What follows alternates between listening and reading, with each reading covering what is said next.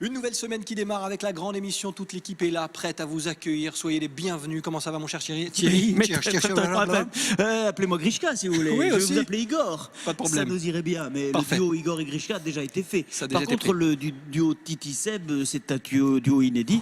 Et on vous souhaite la bienvenue. Dis donc, on est en super forme Ouais. pour ce lundi. C'est pouf. Et vous allez le voir, le programme Ouais. est chargé comme chaque jour. Vous en avez l'habitude. On vous le détaille dans quelques instants parce qu'il est temps de lancer le... Un générique du lundi, donc un générique faut y aller consistant, un générique très en forme. D'accord. Hein, ok, allez-y, Eh ben, allez-y. écoutez, Non, vas-y. générique.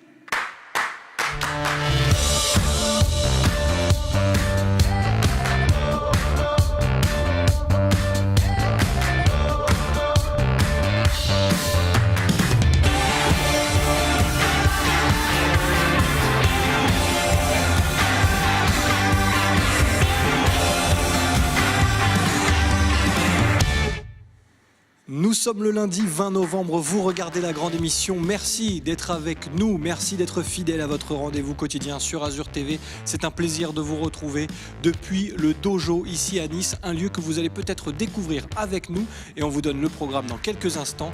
Mais juste avant, et comme d'habitude, on ne perd pas les bonnes habitudes dans la grande émission.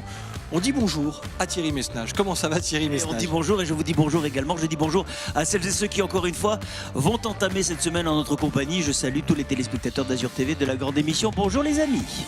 On va vous détailler, comme je disais, le programme du jour avec un invité qui va vous présenter ces lieux comme personne. Il s'appelle Luc Clément, éditeur délégué du groupe Marie-Claire, responsable du dojo. On va tout savoir sur ce qui se passe ici, dans ce lieu assez atypique, dans le quartier du Port. Il sera avec nous sur le plateau pour nous en parler dans quelques secondes. Et à ses côtés, il sera rejoint par le chroniqueur du jour. Et je vous laisse le présenter, mon cher C'est le Thierry. chroniqueur du lundi, c'est l'ami du lundi, c'est l'ami Mika qu'on salue. Mika, l'homme des tendances. Mika, Mister Rivera Blog, qui nous parlera aujourd'hui de foulard. C'est vrai que ça y est, bon, on peut dire que l'hiver est arrivé. En tous les cas, le froid est là. Il va penser à nos petites gorges, à nos petites glottes. Notre ami Mika qui nous rejoindra dans un instant.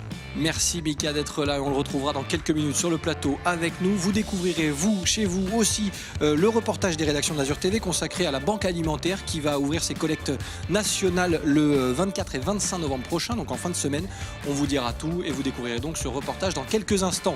Il est là, bien évidemment, comme chaque semaine, et c'est un plaisir de le retrouver à nos côtés, le caricaturiste le plus célèbre de France, Rémi Molinari. Du monde, Du monde? du monde. Ah d'accord, Voilà. t'en parles pas, Surtout depuis aujourd'hui où je suis dans ce magnifique lieu. n'est-ce pas? Voilà. Alors déjà, bonjour à toute l'équipe, Salut à toi. Rémi. ainsi que Mika, ainsi que Luc. Voilà.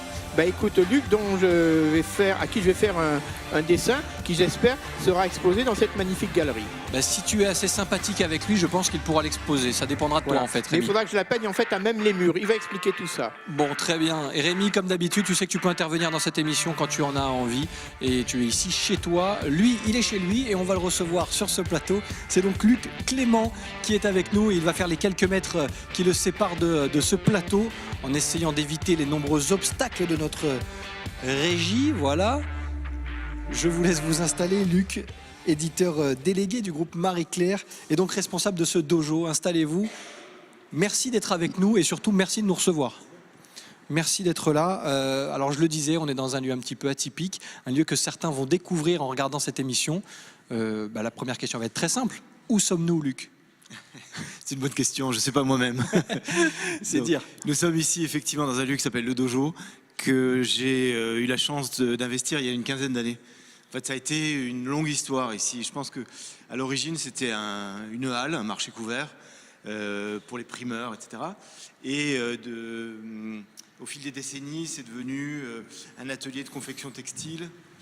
C'est devenu ensuite une galerie d'art, puis un cercle d'aïkido.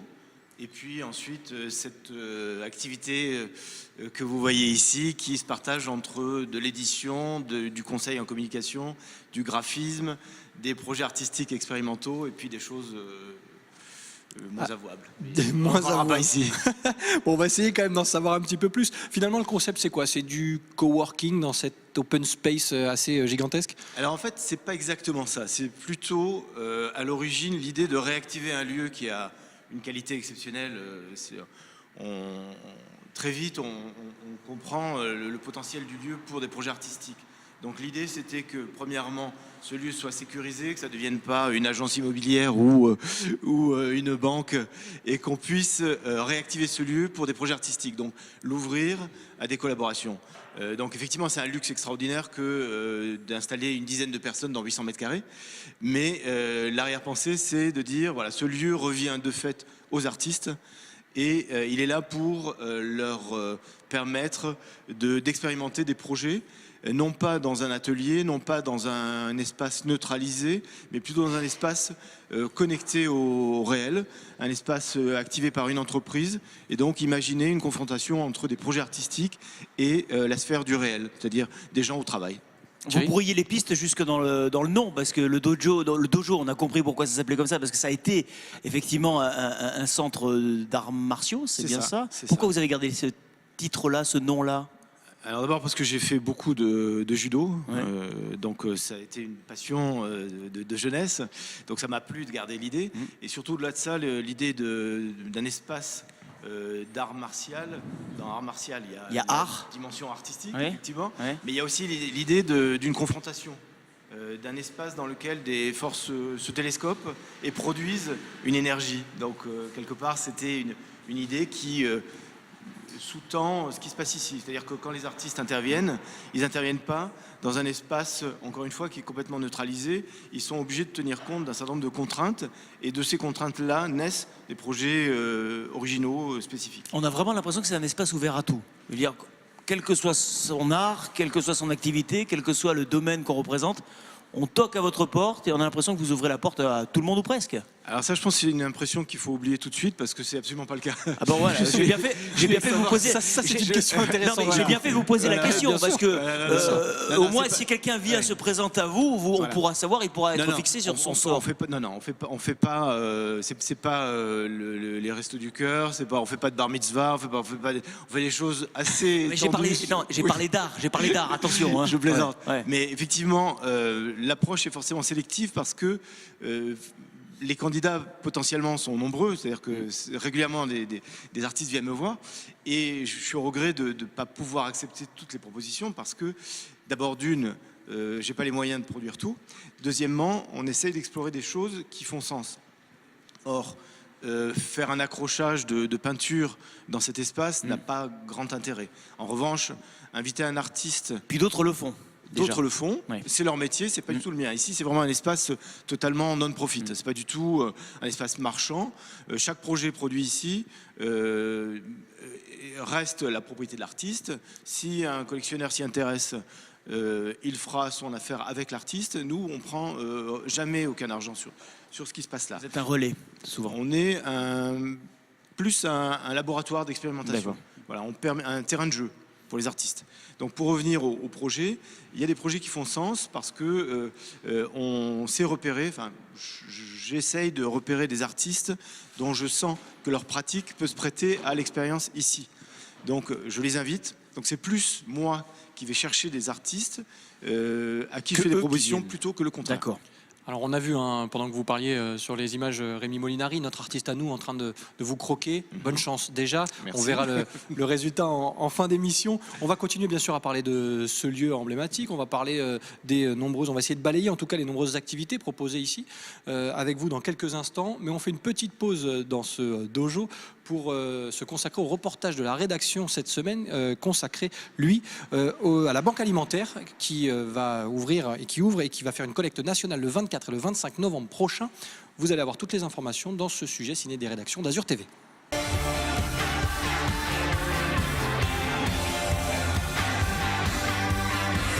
Lutter contre la faim et la précarité, la Banque Alimentaire organisera les 24 et 25 novembre prochains sa grande collecte nationale dans 90 grandes surfaces du département. Objectif, récupérer le maximum de denrées alimentaires et de produits d'hygiène pour aider les plus modestes. La Banque Alimentaire a fait la démonstration ces dernières années de son efficacité, de sa capacité à aller chercher des produits, à mobiliser la quantité de denrées qu'il est nécessaire pour redistribuer, a fait la démonstration de sa capacité à mobiliser des bénévoles pour une redistribution le plus largement possible. Et nous voyons bien qu'aujourd'hui, malheureusement, la souffrance continue à exister. L'augmentation des demandes d'aide est en très forte augmentation avec plus de 5,6% par rapport à l'année dernière. Le département reste mobilisé. Collecter, gérer et distribuer les dons, c'est la mission quotidienne de la Banque Alimentaire. Du lundi au vendredi, plus d'une centaine d'associations viennent ici récupérer les denrées, ensuite redistribuées aux bénéficiaires. Je suis consciente totalement de l'action de la Banque Alimentaire et des partenariats avec l'ensemble des enseignes. Et puis tous ces gens qui vont apporter quelques aliments à mettre dans les chariots, qui sont après retriés et puis reventilés à travers les associations. Il faut savoir que ces aliments, ils sont vraiment destinés aux personnes les plus modestes de nos territoires qui ne pourraient pas manger correctement à leur faim et avec une bonne qualité nutritive s'il n'y avait pas cette chaîne de transmission. C'est dans cet entrepôt qu'une vingtaine de bénévoles s'activent tout au long de l'année. Il y a de plus en plus de demandes et on a toujours la même quantité ou légèrement supérieure. Mais il va arriver un moment où on va être coincé, quoi. On ne va plus pouvoir donner ce que les gens ont réellement besoin. Aujourd'hui, on va donner à peu près 300-400 repas, entre le frais, les viennoiseries et les légumes.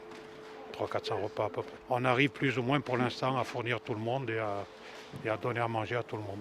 À travers cette collecte de 2 jours, l'association souhaite sensibiliser les clients des grandes surfaces, engranger un maximum de dons afin d'être prêt pour l'hiver qui s'annonce rude.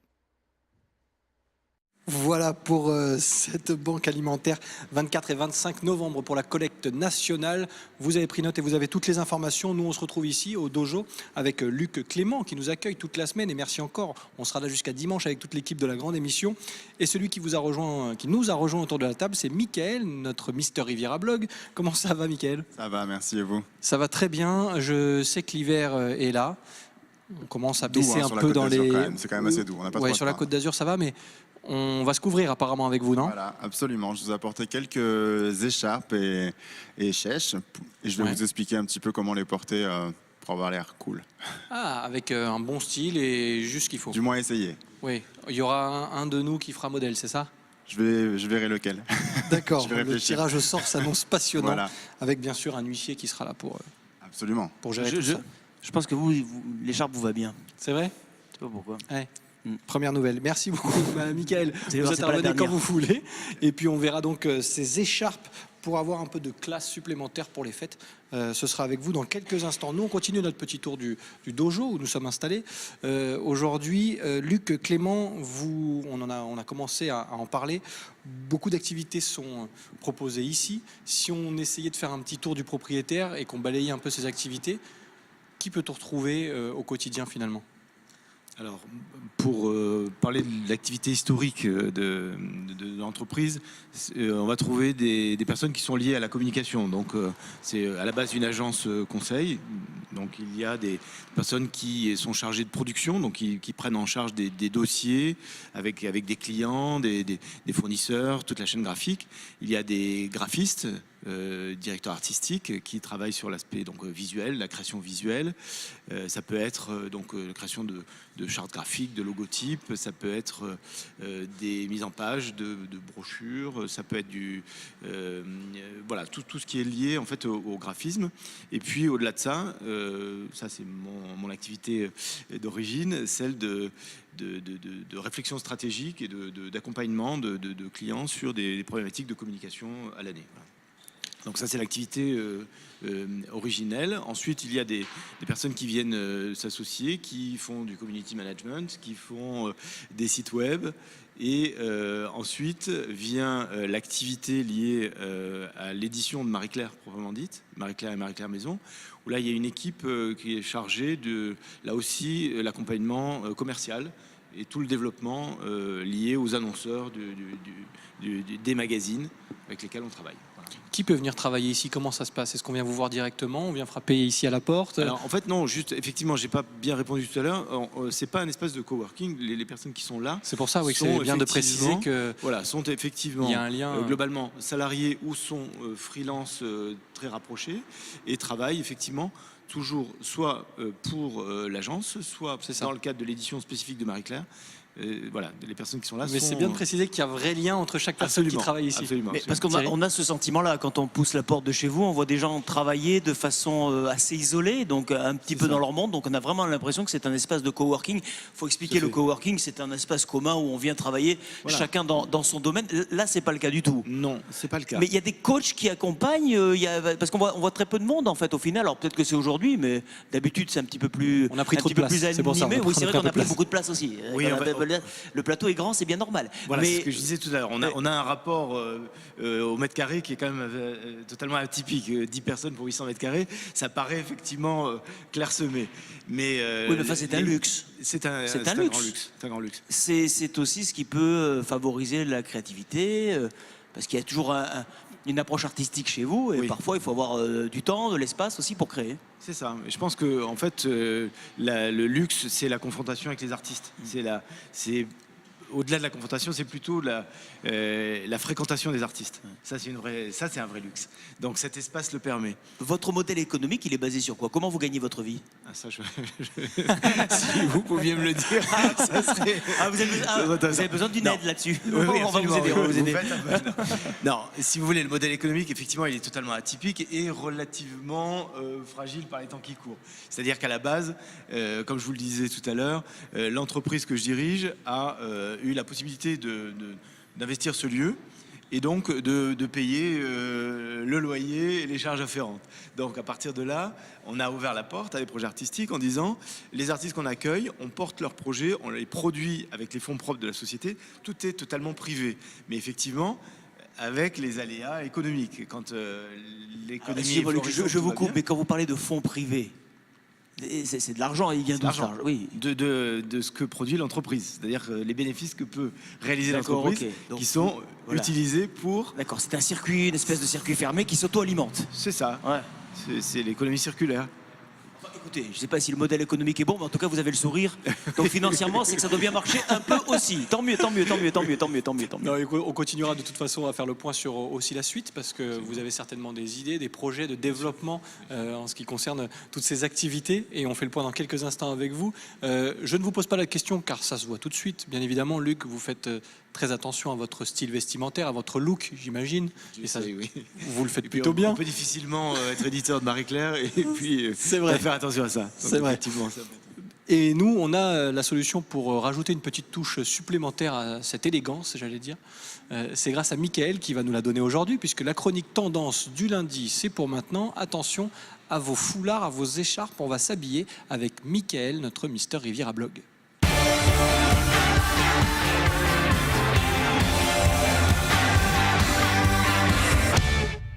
On parle tendance avec lui, il est souvent dans la tendance, jamais à côté, non, pile dedans. C'est Mickaël qui est avec nous. Mickaël, rebonjour. Rebonjour. Merci d'être là. On le dit, on va parler un petit peu stylisme et on va accessoiriser notre style, n'est-ce pas? Des accessoires pour pouvoir déjà se couvrir un petit peu à l'arrivée des jours un peu plus frais, et aussi pour avoir du style. Donc, on vous écoute parce qu'on en a bien besoin, nous. Je ne parle pas pour vous, Luc, bien sûr. Je parle pour vous surtout. Pour nous. Merci, Mika. Il est gentil. Donc je vais vous parler de Monsieur Charlie. C'est la marque de foulard qu'a créé Virginie Lépron en 2012. Pourquoi elle s'est orientée dans le foulard masculin? Parce qu'elle disait: j'avais bien compris que les créateurs de foulards et de sacs s'adressaient exclusivement aux femmes, et je me suis dit que les hommes, eux aussi, méritaient de belles choses, de beaux accessoires sur un créneau créateur. Et ça ne marche pas que pour les foulards, si je peux me permettre. Il y a beaucoup de choses pour mesdames et un peu moins pour messieurs. Je parle aussi sous le contrôle de Luc. On est d'accord? Tout à fait d'accord. Et c'est le juste retour de la mode. L'homme a été très foulard dans les années 50, 60 et même 70. Ça s'est un petit peu perdu. Puis là, ça revient. La lavalière. La lavalière, bien sûr. L'époque bénie de la lavalière. Alors aujourd'hui, grâce à elle, plusieurs collections de foulards et d'écharpes, inspirées souvent des voyages qu'elle fait. Donc elle a voyagé énormément, et chaque collection qu'elle fait, en fait, c'est un pays dans lequel elle a été. Et voilà, elle s'inspire des matériaux, elle s'inspire des tissus, de plein de choses pour créer une collection. Donc si vous voulez bien me servir de mannequin d'un jour, pour qu'on puisse les essayer. Écoutez. Profitez-en, vous le redemanderez pas. Il a dit mannequin, il n'a pas dit cobaye. Non mais mannequin, ça me va bien, moi j'aime bien. Franchement, allez-y. C'est une expression, monsieur Serrano. Ouais, bon, ça va, laissez-moi kiffer 2 minutes, quoi. pouvez jouer le mannequin. Ouais, je vais jouer le mannequin, ok. Voilà, je voulais juste Faites-moi rêver. donc vous présenter ces foulards et autant les présenter portés. Ah oui. Mais surtout qu'il faut le dire à nos téléspectateurs, un foulard, ça ne se met pas n'importe comment, parce que ça fait très vite Voilà. négligé et C'est ça. voilà, un petit peu à l'arrache. Donc vous allez nous dire comment bien porter ces très jolis foulards. Voilà, je vais essayer du moins. Vous voulez que je vous tienne le micro? Vous voulez que oui, je... vous prêtez le vôtre. Bon, allez, voilà. Bon, je vais vous prêter le mien. Merci. Dites-moi. Déjà, on a le snood. Donc ça, c'est un snood. C'est en fait un foulard qui est entièrement enfermé. Donc ça, c'est vraiment le plus simple à mettre. Hein. Pardon. Allez-y, fracasser le micro, il n'y a pas de mal. Donc, dans l'idéal, on fait 2 tours. Alors, soit on le laisse un petit peu pendant comme ça fait plutôt sympa.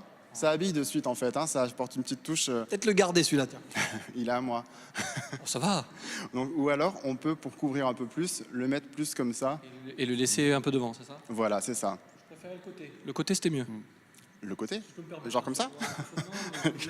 Un peu moins... Un peu. Excusez-nous, on s'habille en même temps, hein, Luc. Hein, mais voilà. Ça vous va bien en tout Ouais, cas. c'est pas mal, hein. Ouais. Ça le fait. Merci, Mika. Avec grand plaisir. Alors, on va en essayer un autre. Donc, celui-là, c'est un snood qui est fait en jersey viscose et il est à 39 € en ce moment en promo. Celui-là, je vais le garder. Alors, ensuite, Vous savez quand même que vous ne repartirez pas avec, et je vais le garder vraiment. vous n'allez pas garder les casques quand même. Celui-là, déjà, il part bien. Voilà. Vous n'êtes pas gentil. Merci. Vous me dépouillez sur le plateau.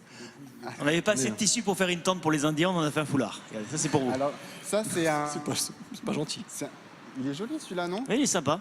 Il est inspiré de la Suède en fait. Il a été réalisé avec une graphiste suédoise. Donc voilà. Donc c'est un bon foulard que là j'ai plié en 2. C'est beaucoup plus facile à mettre. Alors je vais vous Je montrer. vous coupe 10 secondes. Celui-ci, on n'a pas donné le prix, je crois. Si je l'ai dit, 39 €. C'est 39 €. Alors c'est Oui. moi qui vous ai pas écouté, pardon. Il est en promotion en ce moment sur le site justement. Donc alors celui-ci, on peut. Alors il est très long, hein, c'est pour ça que du coup c'est plus difficile. Donc on fait une boucle, ok, et ensuite on rabat les 2 côtés à l'intérieur. Profitez pas. Qu'est-ce que vous en pensez, Luc, vous qui côtoyez la mode au quotidien? On va avoir l'avis quand même Luc, d'un soyez expert. franc, On va Luc. profiter d'avoir l'avis d'un expert sûr. sur le plateau, Luc. J'allais dire, pour être tendance, c'est très Ouga. Ouais, non, c'est... Ouais, pourquoi pas. Celui-là c'est sympa, mais il faut vraiment qu'il fasse froid, quoi. Ah non, Non, il est très léger. Ah, il est Oui, très non, léger, c'est oui, vrai, d'accord. c'est vrai. Ok. Non, Bon, on il le a- sent pas d'ici la légèreté, mais ouais, il est- d'accord. J'ai léger. une question, c'est un modèle masculin? Oui, c'est un modèle Parce qu'il masculin. il a un côté assez féminin quand même, malgré tout. Vous parlez du foulard? Oui. Ouais, peut-être. Après, ce qu'elle a fait aussi, c'est que du coup, elle a permis aussi donc, de créer donc, des choses masculines, mais que les dames peuvent piquer Absolument, aussi j'ai bien compris. dans l'armoire de Parce leur qu'elle n'était pas sûre du de leur business mari. model non Ah plus. oui, hein. c'est la nouvelle tendance Ça peut maintenant. vraiment Les aller à femmes tout le monde, piquent mais- les fringues des mecs, C'est quoi. ça. Ah ouais. Oui, bah, ça, On c'est est en sûr. 2017, Là, on les n'a mecs, pas dit hein. le prix, par contre. Non, celui-là, il est à 89 €. Je parle beaucoup de prix, c'est mon côté un peu radin. Ça. Chaque- Oui, mais on peut faire plus de combinaisons avec celui-là. Oui, après, Voilà, en c'est fait, ça. c'est vrai que quand on a des vêtements sobres, donc une chemise blanche avec une veste. Il y a combien de façons de nouer un foulard? Des centaines, comme une, enfin, Peut-être pas des moins qu'une centaines, mais cravate, une cravate, bonne mais dizaine, on va dire. hein. ouais, quand même. Ouais. Enfin, Comme les nœuds de marin, ça, vous savez. ouais. C'est... ouais.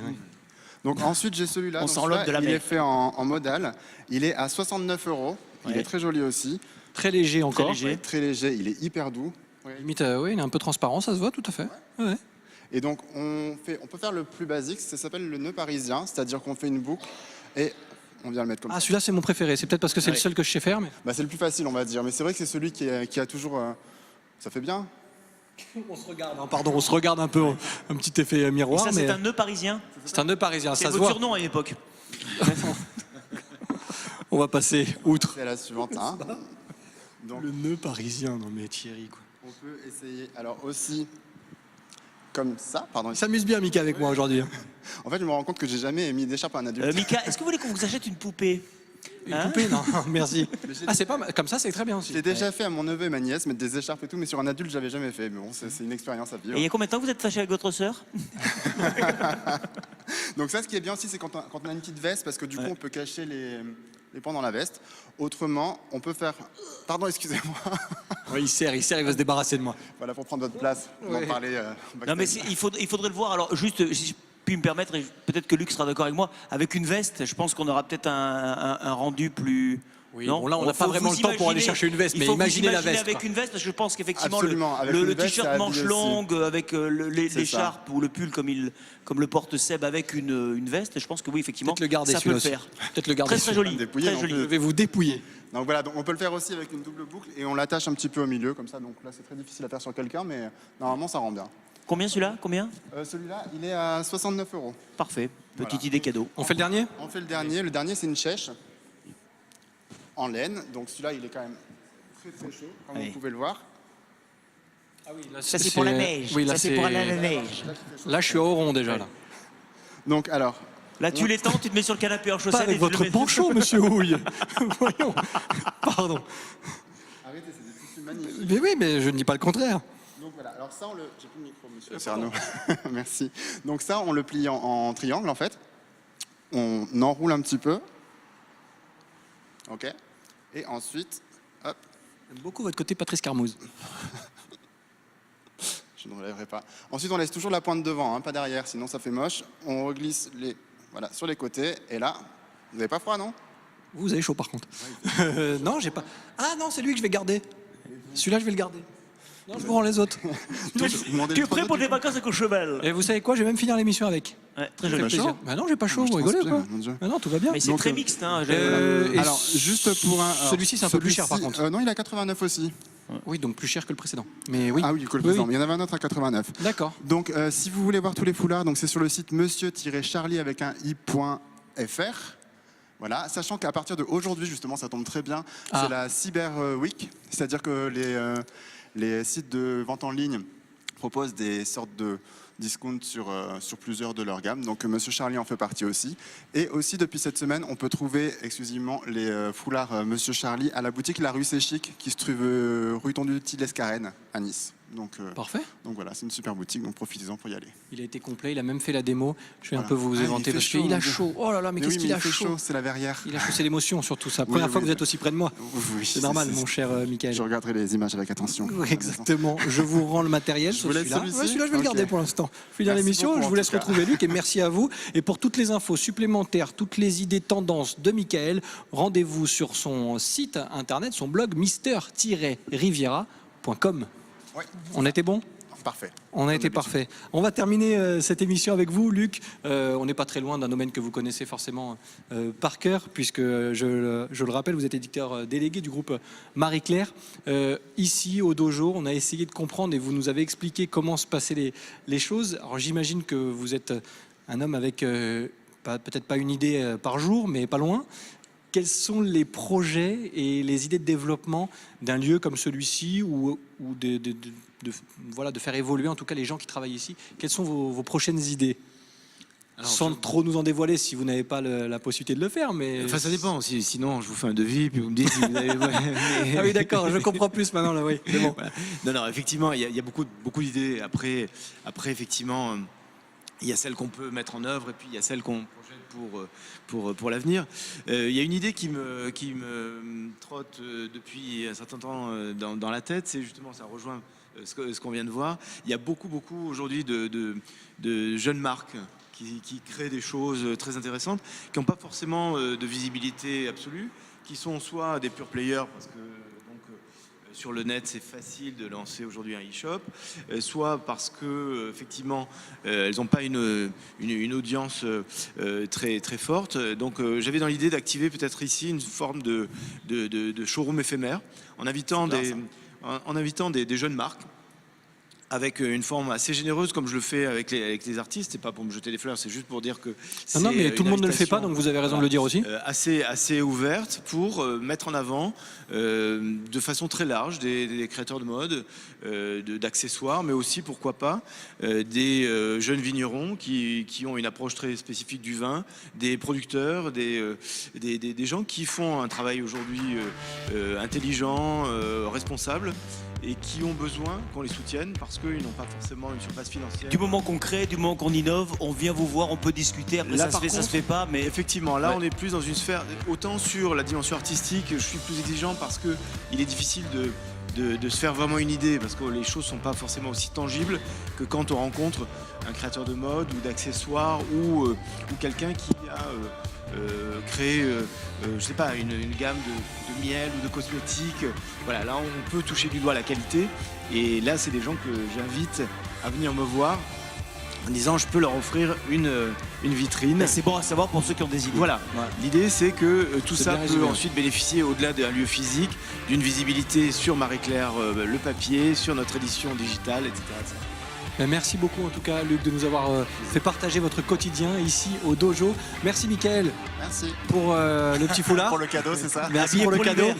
Celui-là, je l'ai bien placé. On va aller dire un petit merci à Rémi en découvrant son dessin. Rémi Molinari, montre-nous ton dessin, Voilà, s'il te plaît. écoute, j'ai été très à l'écoute. Malheureusement, je ne suis pas beaucoup intervenu, mais bon, C'est pas ceci dit, grave. ça a été très intéressant. Alors voici Luc. Que dit Alors regarde qui y a. Oui. Il y a notre amie là qui, Ton amie. qui Oui, réapparaît. Ton Notre- amie, notre surtout. copine. Voilà. Oui. Que dit-elle Voilà, je viens proposer mes services au dojo pour développer une piste de réflexion sur les possibilités de coexistence pratique, idéologique et relationnelle que peuvent entretenir l'art et l'entrepreneuriat. Eh ben, c'est Il nous peut-être la arrivait. légende la plus longue de l'année. Il est perché, hein. Et Il je est crois perché. que c'est exactement ce qui se passe ici. Merci Rémi, bravo pour la légende qui t'a pris du temps. Du coup, je comprends pourquoi tu n'es pas intervenu. Thierry Messnage, Oui. merci. On se retrouve demain Mais toujours avec depuis le grand dojo. plaisir, je retrouverai tous les téléspectateurs avec énormément d'envie, de plaisir et de partage, car cette émission c'est avant tout du partage et de l'amour. C'est beau ce que vous dites. On va finir là-dessus. On va donner rendez-vous à tous nos téléspectateurs demain, puisque la grande émission sera toujours ici au dojo depuis le quartier du Port de Nice pour continuer de faire le tour ensemble de cette Côte d'Azur. Merci d'être de plus en plus nombreux à nous suivre et rendez-vous demain. Bye bye.